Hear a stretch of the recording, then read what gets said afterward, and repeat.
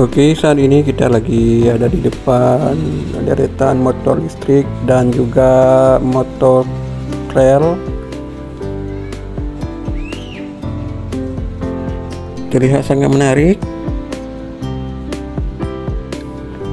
Motor listrik ini dibanderol dengan harga 9 juta.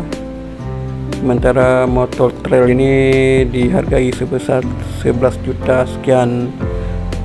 Menarik untuk kita lihat karena kalau motor trail ada yang ukuran mini untuk anak-anak, sementara yang motor listrik ini merupakan satu motor yang lagi viral karena menggunakan tenaga listrik. Jadi buat Anda yang ingin mencari sensasi baru berkendaraan dengan motor listrik, ini kesempatan bagus buat Anda untuk merasakan bagaimana berkendaraan dengan motor listrik. Harganya terjangkau.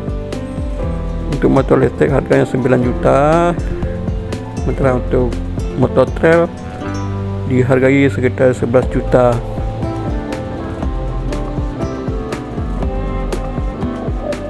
Ini dia nampak motor trail yang imut, sementara motor listrik nampak dengan model terbaru,